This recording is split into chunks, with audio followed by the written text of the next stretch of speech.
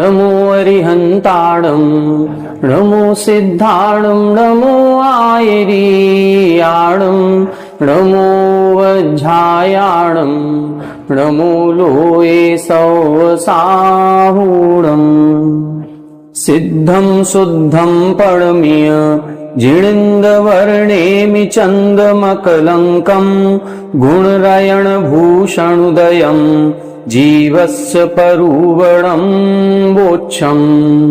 1008 श्री मूलनायक आदिनाथ भगवान की जय। 1008 श्री गोमटेश्वर बाहुबली भगवान की जय। द्वासांग जिनवाणी माता की जय। आचार्य श्रेष्ठ आचार्य गुरुवर श्री 108 नेमिचंद्र सिद्धांत चक्रवर्ती महाराज की जय। आचार्य श्रेष्ठ आचार्य गुरुवर श्री 108 विद्यासागर जी महामुनि राज की जय। तीर्थ चक्रवर्ती जगत पूज्य निर्यापक श्रमण मुनि पुंगव श्री 108 सुधा सागर जी महाराज की जय। समस्त मुनि संघ की जय।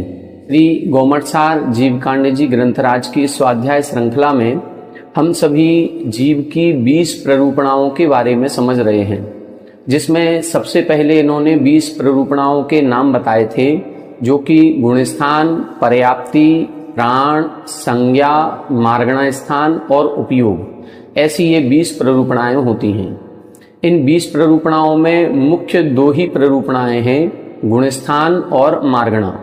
गुणस्थान को संक्षेप और ओघ भी कहते हैं और मार्गणा स्थान को विस्तार और आदेश भी कहते हैं।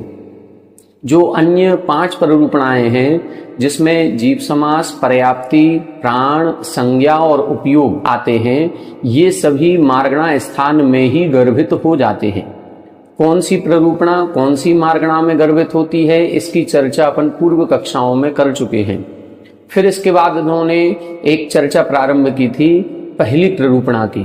पहली प्ररूपणा है गुणस्थान प्ररूपणा। गुणस्थान किसे कहते हैं, कितने होते हैं? तब इधर उन्होंने बताया था कि जो मोहिनी कर्म के उपसम, क्षय, क्षयोपसम, उदय आदि की अपेक्षा से भाव उत्पन्न होते हैं, उन भावों के द्वारा जो जीव लक्षित किए जाते हैं, उन परिणामों को, उन गुण विशेषों को गुणस्थान कहते हैं। ये गुणस्थान 14 होते हैं। 14 गुणस्थानों में प्रारंभ के 12 गुणस्थान मोहिनी कर्म की प्रधानता से हैं। 13वां 14वां गुणस्थान योग की प्रधानता से होता है। प्रारंभ के जो 12 गुणस्थान मोहिनी कर्म की प्रधानता से कहे, उसमें भी प्रारंभ के 4 गुणस्थान दर्शन मोहिनी की प्रधानता से होते हैं एवं 5वें से 12वें गुणस्थान तक चारित्र मोहिनी की प्रधानता रहती है। फिर इसके बाद अपन ने ये देखा था कि इन गुणस्थानों में कौन सा भाव होता है, मतलब कौन से कर्म के उपसम, क्षय, क्षयोपसम अथवा उदय या पारिणामिक अवस्था रहती है, कौन सी अवस्था के कारण से ये गुणस्थान बनता है। तब अपन ने कल की कक्षा में एक गाथा देखी थी, जिसमें इन्होंने प्रारंभ के 4 गुणस्थानों की भावों की चर्चा की थी, जिसमें इन्होंने बताया था कि प्रथम गुणस्थान में औदयिक भाव होता है, दूसरे गुणस्थान में पारिणामिक भाव होता है, तीसरे गुणस्थान में क्षयोपसमिक भाव होता है और चौथे गुणस्थानों में तिन्नेव, तीनों ही भाव होते हैं। तीनों ही भाव का मतलब यहाँ पर औपसमिक, क्षायक और क्षयोपसमिक, ये 3 लगाना है। अब इसको अपन ने कल की कक्षा में समझा था ये किस प्रकार से होते हैं। हमने आपको बताया था कि जो भाव कर्म के उदय से होता है उसे औदयिक भाव कहते हैं, जो भाव कर्म के क्षयोपसम में हो वो क्षयोपसमिक भाव है, जो भाव कर्म के उपसम की अवस्था में हो वो औपसमिक भाव है, जो भाव कर्म के क्षय की अवस्था में उत्पन्न होता है वो क्षायक भाव होता है। और जहां कर्म के उदय, उपसम, क्षय अथवा क्षयोपसम इन चारों की ही प्रधानता नहीं होती है, वहां हम पारिणामिक भाव कहते हैं। हमने एक चीज ये भी इसमें बताई थी, जब भी भाव लगाएंगे तो ये भाव में प्रधानता किस कारण से लगा रहे हैं, किस कर्म की अपेक्षा है, इसको ध्यान रखना है। क्योंकि ये पांचों भाव कर्मों की अपेक्षा से हैं, और यदि हम आठों कर्मों का विवक्षा लगाएंगे तो पहले गुण स्थान में औदैहिक भाव तो सभी जीवों के होते ही होता है, पारिणामिक भाव तो सभी जीवों के है, चाहे वो पहले गुण स्थान में हो, चाहे 14वें गुण स्थान में हो, चाहे सिद्ध परमेष्ठी हो। अपन ने दूसरे अध्याय में पढ़ा था, उस दूसरे अध्याय में कहा गया था कि तीन भाव औदैहिक, औपसमिक और क्षयोपसमिक, ये तीन भाव सभी जीवों के होते हैं, अभव्य जीवों के भी और भव्य जीवों के भी। भव्य जीव के उपसम और क्षय के साथ पांचों भाव होते हैं, ये अपन ने दूसरे अध्याय में सर्वार सिद्धि में पढ़ा था। यहां पर जो हम भावों की चर्चा कर रहे हैं, यहां पर सभी कर्मों को नहीं लगाना है, केवल मोहिनी कर्म को लगाना है। मोहिनी कर्म में भी प्रारंभ के 4 गुण स्थानों में मात्र दर्शन मोह की अपेक्षा है। अपन ने कल 11वीं गाथा पढ़ी थी, 12वीं नहीं पढ़ी। जब 12वीं गाथा को अपन देखेंगे तो इसमें आगे स्पष्ट कर रहे हैं, दर्शन मोहम पडुच्च भणिदाहु, ये दर्शन मोह की प्रधानता के कारण से कहे गए हो। इसको अपन अभी पढ़ेंगे तब बताएंगे। यहां अपन को केवल इतनी सी बात समझनी है कि प्रधानता मात्र दर्शन मोह की लेनी है, और फिर अपन को भाव की परिभाषा आनी चाहिए। अब देखें, पहले गुण स्थान में दर्शन मोह की 3 प्रकृतियां हैं, मिथ्यात्व, सम्यक मिथ्यात्व, सम्यक प्रकृति। इन 3 प्रकृतियों में से किसी का उदय है क्या? बिल्कुल, पहला गुण स्थान मिथ्यात्व कर्म के उदय से बनता है। बस यदि मिथ्यात्व कर्म के उदय से हो रहा है तो यह औदैहिक भाव हो गया। क्लियर हो गया? दूसरा गुण स्थान देखें। दूसरे गुण स्थान के लिए हमने आपको कंडीशन बताई थी कि दूसरा गुण स्थान चढ़ते हुए कभी नहीं बनता, ये दूसरा गुण स्थान उतरते हुए बनता है। मतलब मिथ्या दृष्टि जीव कभी दूसरे गुण स्थान को प्राप्त नहीं होता है। सम्यक दृष्टि जीव ही जब सम्यक्त्व की विराधना करता है तब ये दूसरे गुण स्थान में आता है। कौन सा सम्यक दृष्टि आता है? औपसमिक सम्यक दृष्टि आता है। छायक सम्यक दृष्टि तो नीचे आएगा ही नहीं, और छायोपसमिक सम्यक दृष्टि जब भी नीचे आएगा तो वो दूसरे गुण स्थान में नहीं आता, वो पहले और तीसरे में ही आता है। दूसरे में आने वाला केवल औपसमिक सम्यक दृष्टि होता है। वो भी स्थिति क्या बनती है, हमने कल आपको बताया था कि यदि कोई जीव है और उस जीव ने 3 दर्शन मोह और 4 अनंतानुबंधी, इन 7 प्रकृतियों का उपसम किया, और उपसम करते ही वह औपसमिक सम्यक दृष्टि हो गया, चौथे गुण स्थान में पहुंच गया। इस उपसम का काल होता है अंतर्मुहूर्त। जब ये अंतर्मुहूर्त का काल पूर्ण रूप से समाप्त हो जाए, तब यदि मिथ्यात्व का उदय आ जाता है तो वह जीव चौथे गुण स्थान से गिरता है और सीधा पहले में आता है। ये पूरा काल निकल जाने के बाद यदि सम्यक मिथ्यात्व का उदय आया तो वह जीव चौथे से छूट करके सीधा किस में आएगा? तीसरे गुण स्थान में। यदि उस जीव के उपसम का काल समाप्त हो जाने के बाद और सम्यक प्रकृति का उदय आता है तो वह चौथे ही गुण स्थान में रहेगा, लेकिन उसका औपसमिक सम्यक दर्शन छायोपसमिक रूप परिवर्तित हो जाएगा। लेकिन उपसम का काल जितना भी था वो पूरा व्यतीत नहीं हुआ, और पूरा व्यतीत होने के 6 आवली पहले ही, मैक्सिमम का काल है 6 आवली और जघन्य से है 1 समय। 1 सेकंड में असंख्यातों आवली होती हैं। तो यहां पर बता रहे हैं 6 आवली पहले यदि अनंतानुबंधी कसाय में से किसी भी एक कसाय का उदय आता है तो उस जीव का सम्यक दर्शन नष्ट हो जाता है। बस ये ही व्यवस्था इधर ये घोषित कर रही है कि अनंतानुबंधी कसाय भी सम्यक्त्व की घातक है। मुख्य रूप से यदि अपन देखें, विरोधी प्रकृति देखें तो मिथ्यात्व सम्यक्त्व का विरोधी है। यदि मिथ्यात्व दूर हो जाए तो हमें सम्यक दर्शन हो जाना चाहिए।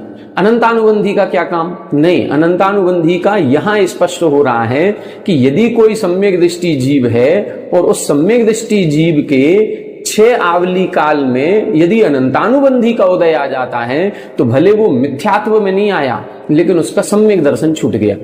अब जब सम्यक दर्शन छूट गया और मिथ्यात्व में आया नहीं तो फिर कहां गया वो? तब उसकी जो स्थिति बनी वो कितने आवली के लिए बनेगी? मैक्सिमम 6 आवली के लिए। उसको हम बोलेंगे दूसरा गुण स्थान। अब इस दूसरे गुण स्थान में कौन सा भाव बनाएंगे? अब दूसरे गुण स्थान में जब अपन भाव की चर्चा करेंगे तो क्या मिथ्यात्व का उदय है? नहीं है। सम्यक मिथ्यात्व का उदय है? नहीं है। सम्यक प्रकृति का उदय है? नहीं है। क्या इन तीन प्रकृतियों के कारण से ये गुण स्थान बना है? नहीं बना।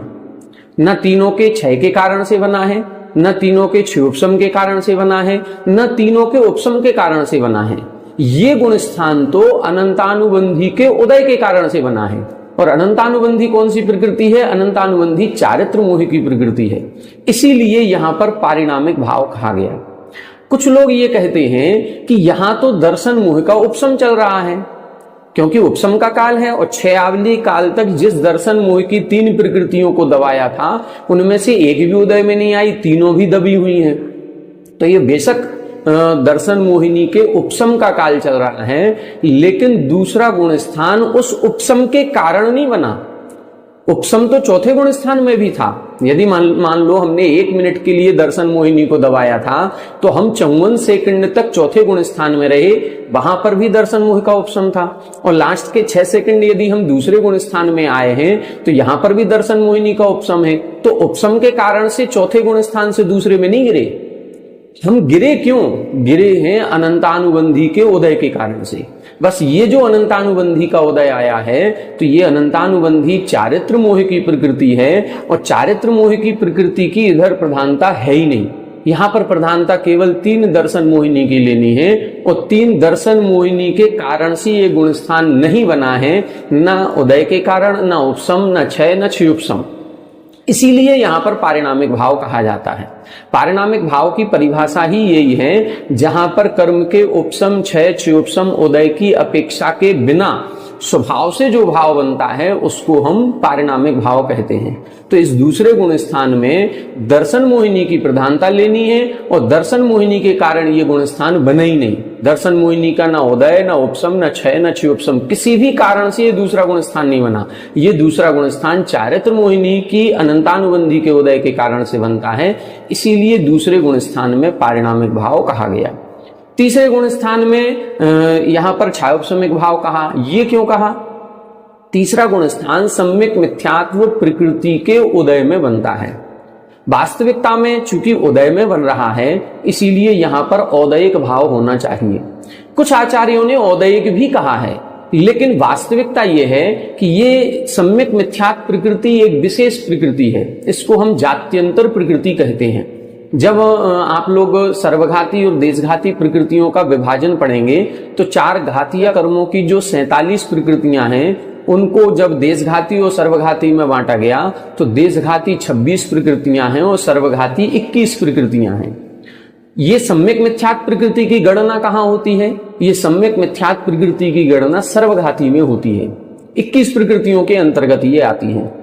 तो ये प्रकृति है तो सर्वघाती, लेकिन जब ये उदय में आती है तो ये देशघाती रूप उदय में आती है, और देशघाती रूप उदय में आने से इसके फलस्वरूप ऐसे परिणाम बनते हैं जो ना तो ये मिथ्यात्व के परिणाम बनाती है और ना ये सम्यक्त्व के परिणाम बनाती है। ये दोनों के मिले जुले परिणाम कहलाते हैं। ना वो उस समय मिथ्या दृष्टि है, ना वो उस समय सम्यक दृष्टि है। ये इस प्रकृति एक विशेषता है। ये मिश्र भाव होता है, और ये मिश्र भाव होने के कारण ही यहाँ पर क्षयोपशमिक भाव कहा गया। क्षयोपशम भाव कब बनता है? अपन सभी ने सर्वार सिद्धि पढ़ी है, वहां पर क्षयोपशमिक भाव की परिभाषा दूसरे अध्याय में दी गई है कि जहां सर्वघाती प्रकृतियों का उदयाभावी क्षय, उन्हीं का सदवस्था रूप उपशम और देशघाती प्रकृतियों का उदय होता है, वहां क्षयोपशमिक भाव बनता है। तो यहां पर जो सम्यक मिथ्यात्व प्रकृति है ये सत्ता की अपेक्षा से सर्वघाती है।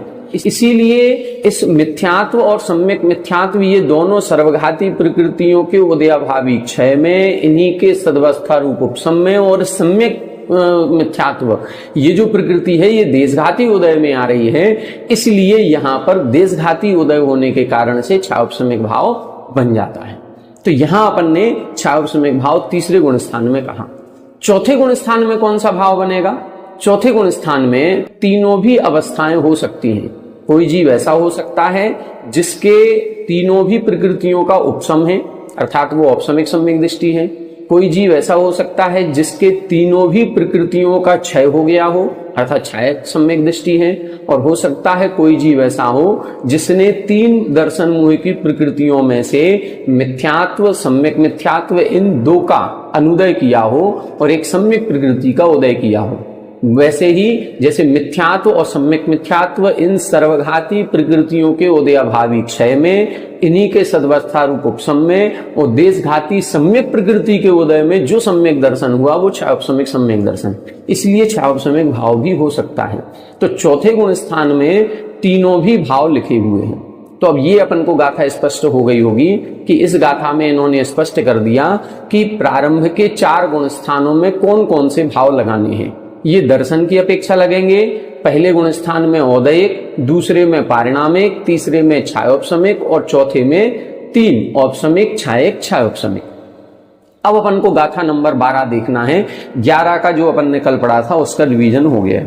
12 देखें। ए दे भावाणीयमा, ए दे भावाणीयमा, दंसण मोहम पडुच्च भरणी दाहु, दंसण मोहम पडुच्च भरणी दाहु, चारित्तम नत्थि जदो, चारित्तम नत्थि जदो, अविरद अन्तेषु ठाणेषु, अविरद अन्तेषु ठाणेषु।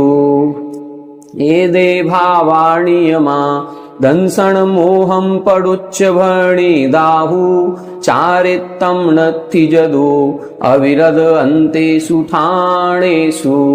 देखो यहां पर स्पष्ट लिख रहे हैं एदे भावा नियमा। ये जो भाव ऊपर की गाथा में कहे हैं ये नियमा यानी नियम से दर्शन मोहम पडुच्च भरणी दाहु, ये दर्शन मोहिनी की प्रधानता से कहे गए हैं। यहां पर ये जो ऊपर भाव लिखे हैं ये दर्शन मोह की प्रधानता से हैं।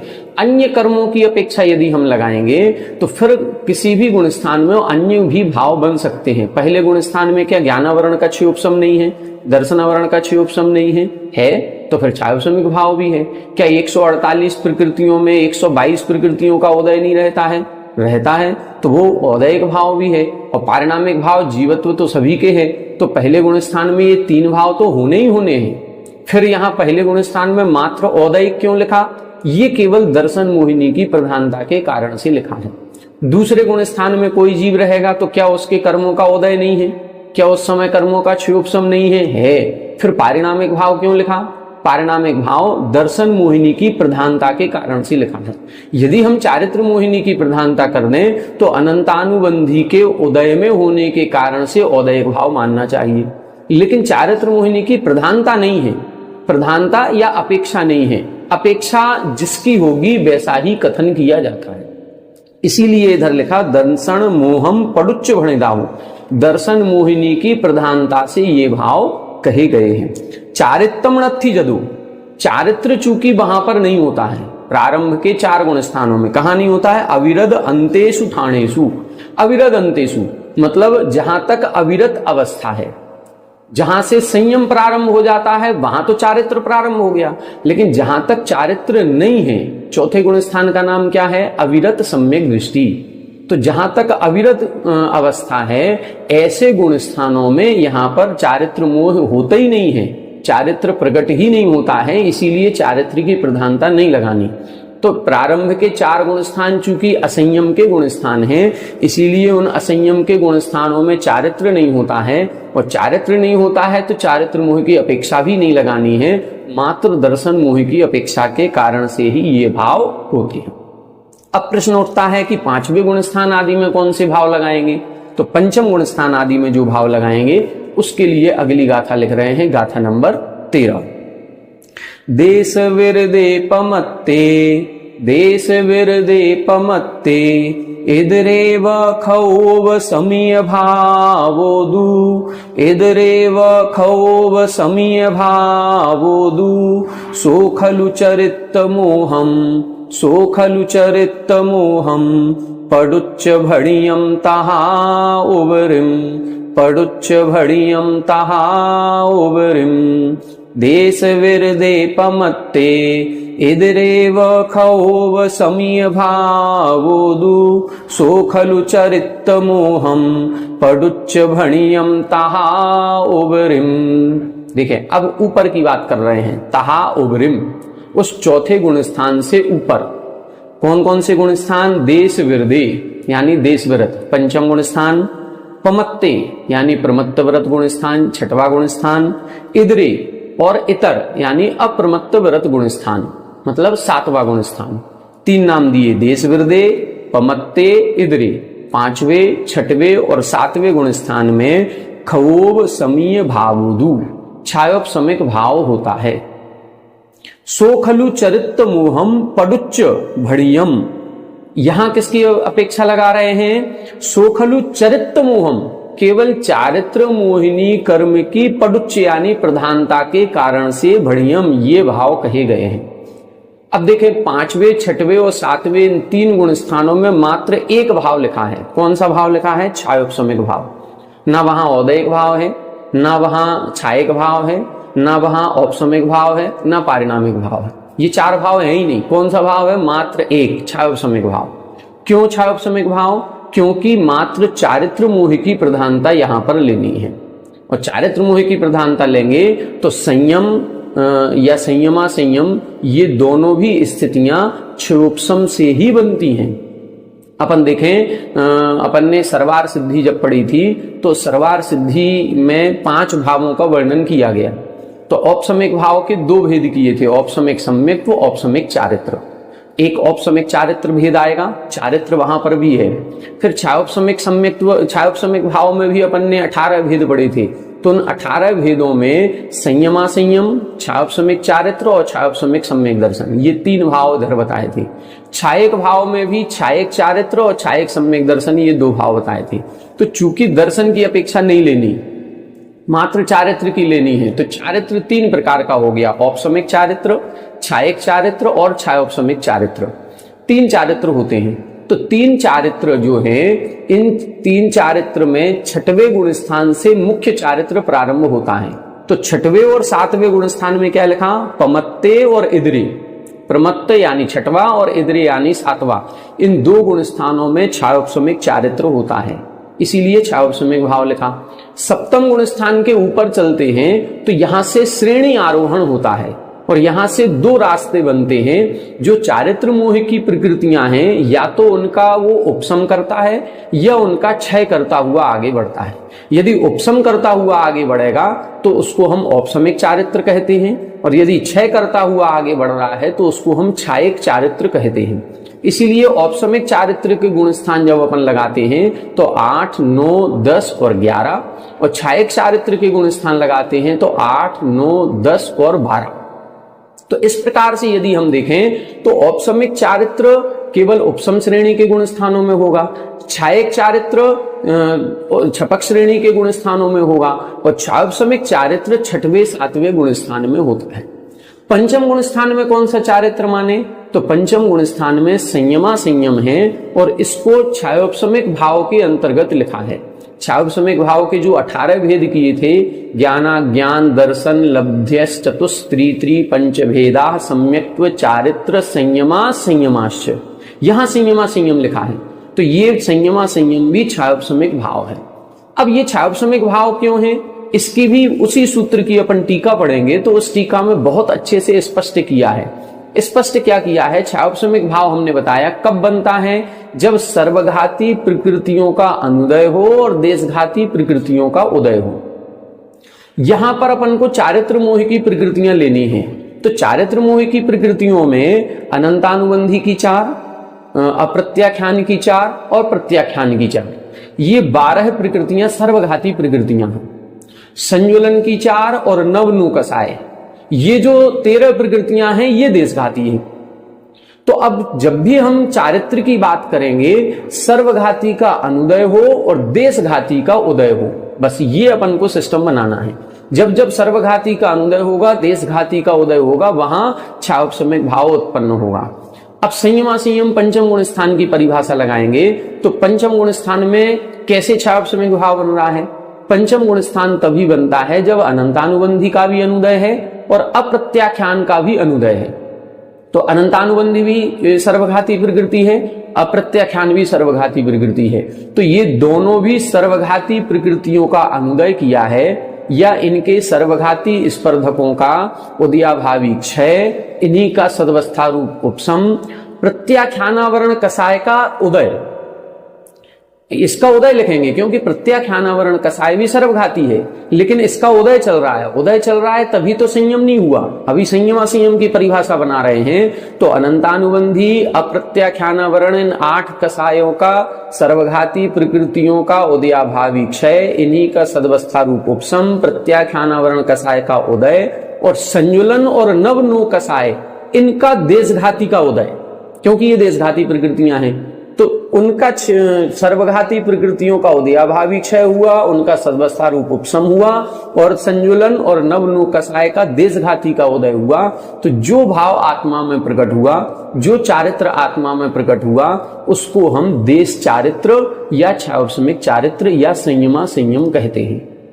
इसीलिए यहां क्षयोपशमिक भाव हुआ, क्योंकि सर्वघाती का अनुदय हो रहा है, देशघाती का उदय हो रहा है।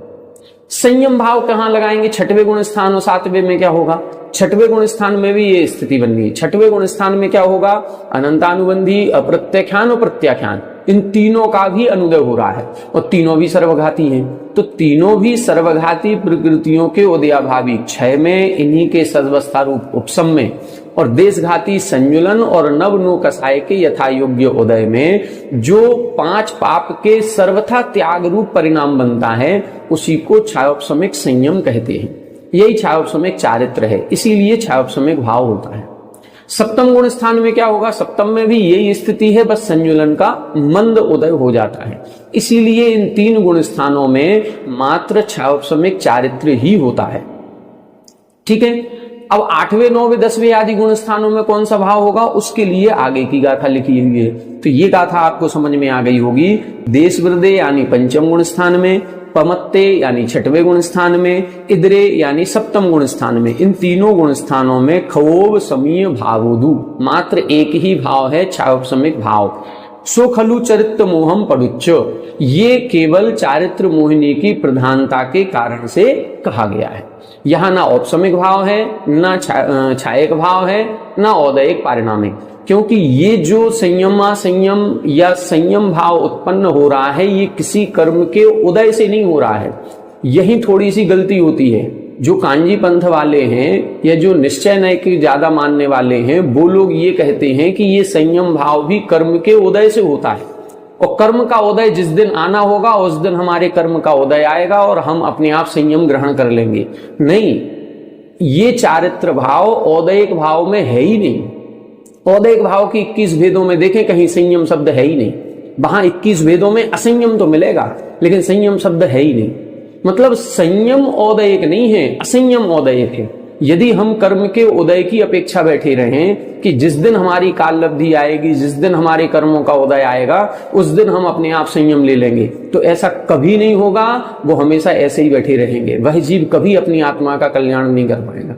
संयम भाव क्षयोपशमिक भाव है और क्षयोपशमिक भाव उसे कहते हैं जहां पुरुषार्थ पूर्वक किया जाता है। ये जितना भी संयमा संयम या संयम भाव हमने बताए हैं, ये आत्मा की विशुद्धि पूर्वक, पुरुषार्थ पूर्वक सर्वघाती का अनुदय किया है और देशघाती का उदय लाए हैं। ये पुरुषार्थ पूर्वक किया जाता है और क्षयोपशमिक ही चारित्र कहा गया। चारित्र को औदयिक कहा ही नहीं है। औदयिक चारित्र के 3 ही भेद किए हैं, क्षयोपशमिक, औपशमिक या छायक। तो यहां 5वें, 6वें, 7वें गुण स्थान में क्षयोपशमिक चारित्र है। 8वें, 9वें, 10वें, 11वें उपशम श्रेणी में औपशमिक चारित्र, 8वें, 9वें, 10वें, 12वें छपक श्रेणी में छायक चारित्र होता है। चारित्र की अपेक्षा हम बात करेंगे तो इन 3 गुण स्थानों में मात्र एक ही भाव है, क्षयोपशमिक भाव। आगे के गुण स्थानों में कौन सा है, उसके लिए देखें आगे। तत्तो ओवरिम ओवसम, तत्तो ओवरिम ओवसम, भावो उवसाम गेसु खव गेसु, भावो उवसाम गेसु खव गेसु, खय्यो भावो नियमा, खय्यो भावो नियमा, अजोगी चरिमोत्ति सिद्धेय, अजोगी चरिमोत्ति सिद्धेय। एक बार आप लोग पढ़ें। तत्तो ओवरिम ओवसम, भावो उवसाम गेसु खव गेसु, खय्यो भावो नियमा, अजोगी चरिमोत्ति सिद्धेय। देखें, अब इस गाथा में बता रहे हैं तत्तो उवरिम, मतलब वो 7वें गुण स्थान के ऊपर। अब 7वें गुण स्थान के ऊपर क्या है, तो उवसम भावो उवसाम गेसु। उपसामगेषु यानी उपसामकों के। उपसामक कौन कहलाते हैं? जो चारित्र मोह की 21 प्रकृतियां हैं, इन 21 प्रकृतियों का उपशम करते हैं, उन गुण स्थानों को उपसामक कहा जाता है या उन जीवों को उपसामक कहा जाता है। अब ये चारित्र मोह की 21 प्रकृतियों का उपशम कहाँ होता है? तो 8वें, 9वें, 10वें और 11वें गुण स्थान, ये 4 गुण स्थान कहे गए। 8वें गुण स्थान में उपशम करने की विशुद्धि बढ़ाई जाती है। 9वें गुण स्थान में 21 में से 20 प्रकृतियों का उपशम होता है। 10वें में 1 संजुलन लोभ का उपशम होता है और 11वां गुण स्थान संपूर्ण प्रकृतियों के उपशम होने के बाद बनता है। तो ये पूरी प्रक्रिया इन 4 गुण स्थानों में होती है, इसीलिए इन 4 गुण स्थानों को उपसामक कहा जाता है। इसीलिए यहां उपशम भाव लिखा है। उपशम श्रेणी में होंगे तो औपशमिक चारित्र कहलाएगा, उपशम भाव उत्पन्न होता है। खवगेशु खय्यो भावो, और खवगेशु यानी छपकेशु। छपकेशु का मतलब छपक, छपक के जो गुण स्थान है। छपक श्रेणी, छपक श्रेणी का मतलब जहां पर इन चारित्र मोह की 21 प्रकृतियों का क्षय किया जाता है। क्षय कहां होगा? वही 8वें, 9वें, 10वें और 12वें गुण स्थान में। तो 8वें गुण स्थान में क्षय के योग्य परिणाम बनाए जाते हैं, विशुद्धि प्राप्त की जाती है। 9वें गुण स्थान में 20 प्रकृतियों का क्षय करते हैं। 10वें में 21वीं संजुलन लोभ का क्षय करते हैं और क्षय करते ही 12वें गुण स्थान में पहुंच जाते हैं। तो 12वें गुण स्थान में छायक चारित्र पूर्ण रूप से प्रकट होता है। तो यहां पर जो छायक भाव लिखा है, ये 8वें गुण स्थान से लेके 12वें गुण स्थान तक, 8वां, 9वां, 10वां और 12वां। उपशम श्रेणी वाले 11वें गुण स्थान में जाते हैं और छपक श्रेणी वाले 10वें से सीधा 12वें गुण स्थान में जाते हैं, 11वें में नहीं जाते। बस ये स्थिति यहां देखना है। तो 8वें, 9वें, 10वें और 11वें, इन 4 गुण स्थानों में उपशम श्रेणी है। उपशम श्रेणी में उपशमिक चारित्र होगा, उपशम भाव होगा। और छपकेशु, छपक श्रेणी के गुण स्थानों में 8, 9, 10, 12 में छायक भाव होगा। उसके बाद 13वें और 14वें में क्या होगा? फिर आगे लिख रहे हैं, नियमा अजोगी चरिमोत्ति सिद्धेय। अजोगी चरिमोत्ति अर्थात अयोगी, जो अयोग नाम का अंतिम गुण स्थान है, अयोग केवली, तो वहां तक चरम, चरम का मतलब अंतिम, वहां तक यही छायक भाव चलेगा। और उसके बाद सिद्धेय यानी सिद्ध परमेष्ठियों में भी ये छायक भाव पाया जाता है, क्योंकि एक बार छायक भाव उत्पन्न होता है तो फिर नष्ट नहीं होता। तो 12वें गुण स्थान में जो छायक भाव उत्पन्न हुआ है या 8वें गुण स्थान से जिसकी प्रोसेस प्रारंभ हो गई है, अब ये छायक भाव नष्ट नहीं होगा, तो वो 13वें गुण स्थान में भी छायक भाव, 14वें में भी छायक भाव और फिर सिद्धों में भी छायक भाव पाया जाता है। इस प्रकार ये इधर इन्होंने पूरे 14 गुण स्थानों में कौन सा भाव होता है इसकी व्याख्या कर दी। प्रारंभ के 4 गुण स्थानों में दर्शन मोह की प्रधानता है, इसलिए पहले गुण स्थान में औदयिक भाव, दूसरे में पारिणामिक भाव, तीसरे में छायोपशमिक भाव, चौथे में तीनों भाव। 5वें से चारित्र मोह की प्रधानता है, तो 5वें, 6वें और 7वें इन 3 गुण स्थानों में एक छायोपशमिक भाव। 8वें, 9वें, 10वें, 11वें उपशम श्रेणी के गुण स्थानों में उपशम भाव। 8वें, 9वें, 10वें, 12वें छपक श्रेणी के गुण स्थानों में छायक भाव। 13वें में छायक भाव, 14वें में छायक भाव और सिद्धों में भी छायक भाव। इस प्रकार से ये भावों का वर्णन किया जाता है। अब भावों का वर्णन एक अन्य प्रकार से भी करते हैं। किस अन्य प्रकार से? जैसे पंचम गुण स्थान के ऊपर जो 12वें गुण स्थान तक की बात है, यहां पर क्या सम्यक दर्शन नहीं है? सम्यक दर्शन तो एक बार हो गया तो ऊपर के सभी गुण स्थानों में पाया जाएगा।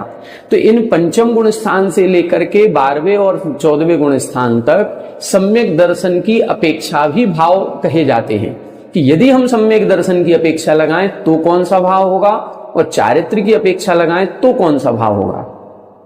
नीचे के जो 4 गुण स्थान है वहां तो चारित्र होता ही नहीं है, इसीलिए वहां तो केवल दर्शन की अपेक्षा ही भाव लगाएंगे। लेकिन पंचम गुण स्थान के ऊपर चारित्र की अपेक्षा ये अपन ने पढ़ लिया, अब दर्शन की अपेक्षा अपन अपने विचारों से लगाएंगे। इसकी गाथा यहां पर नहीं दी गई है। जब अपन अपने हिसाब से लगाएंगे तो देखें, चौथे गुण स्थान में तीनों प्रकार के सम्यक दृष्टि होते हैं, तो पंचम गुण स्थान में भी तीनों प्रकार के सम्यक दृष्टि होंगे।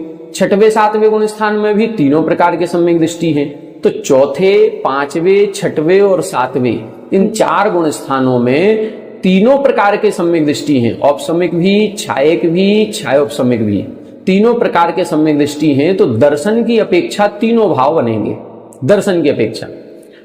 चौथे गुण स्थान में दर्शन की अपेक्षा 3 भाव लिखे थे, तो 5वें, 6वें और 7वें गुण स्थान में भी दर्शन की अपेक्षा तीनों भाव होंगे।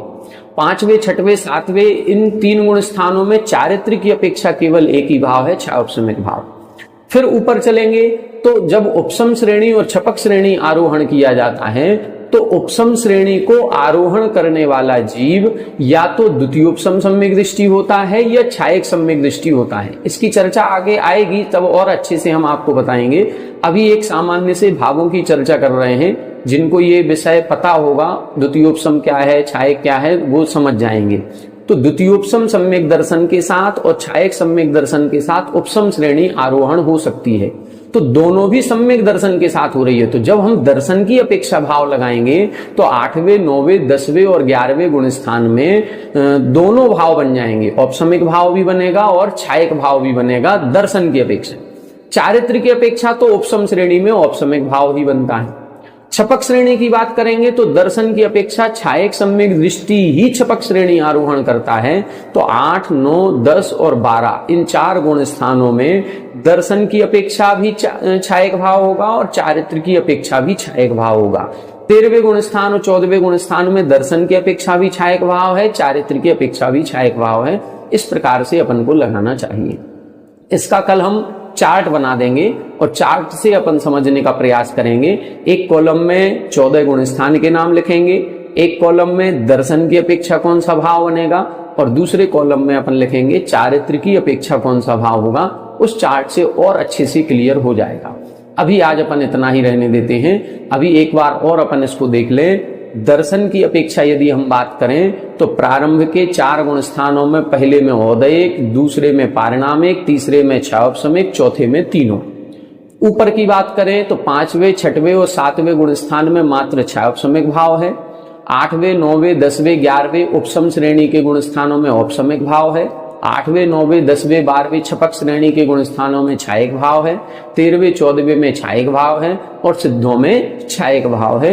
ये इन गाथा का अर्थ है। इतना अभी अपन को समझना है, बाकी अपन कल चार्ट के माध्यम से पढ़ेंगे और फिर उसके बाद एक एक गुण स्थान का वर्णन प्रारंभ होगा। तो पहले गुण स्थान की व्याख्या पढ़ेंगे। आज की कक्षा में इतना ही। आप सभी हमारे साथ बने रहें। सभी को जय जय।